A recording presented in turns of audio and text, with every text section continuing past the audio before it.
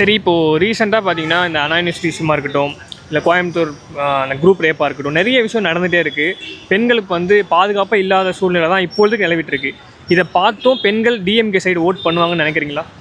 Compulsory படித்தவங்க யாரும் பண்ண மாட்டாங்க, தைரியம் இருக்கிறவங்களும் பண்ண மாட்டாங்க. நிறைய பேர் இன்னமும் தைரியம் இல்லாதவங்க இந்த இதில் இருந்துட்டு தான் இருக்காங்க. அதையும் நான் பார்த்துட்ருக்கேன். அவங்கெல்லாம் வந்து இப்போ அம்மா பேச்சே கேட்டு இருக்கிறாங்க, அப்பா பேச்சே அந்த ஜென்ரேஷன் இருக்கிறவங்க பண்ணுவாங்க. மீதி பேர் யாரும் பண்ண மாட்டாங்க. ஓட் பண்ண மாட்டாங்க. பண்ண மாட்டாங்க. சரி, இப்போது இந்த 4.5 வருஷத்தில் இந்த டிஎம்கேக்கு ஒரு ரேட்டிங்ஸ் கொடுக்கணும் அப்படின்னா எவ்வளோ மார்க்ஸ் கொடுப்பீங்க? எல்லாமே சேர்த்து சொல்கிறீங்களா? ஒரு 6. 10 out of 6. 10 out of 6. Okay. சரி, இப்போது மாற்று அப்படின்னு சொன்ன உடனே நமக்கு சீமான் அப்படின்ற ஒரு ஃபேக்டரும் இருக்குது. கம்பேர் பண்ணும்போது விஜய் வர்சஸ் சீமான் இப்படி இருக்குமா?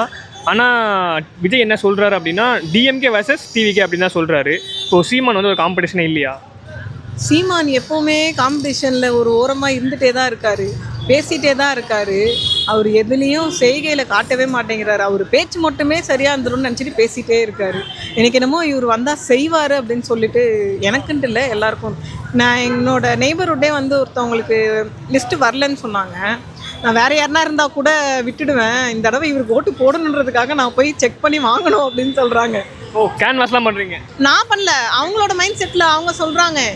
நான் இவருக்கு ஓட்டு போடுறதுக்காகவே நான் என்னோடய ஓட்டை மிஸ் பண்ண மாட்டேன், நான் எப்படியாவது வாங்குவேன் அப்படிங்கிறாங்க. அந்த அளவுக்கு இவருக்கு இங்கே இருக்குது அப்படின்னு சொல்கிறேன். சரி.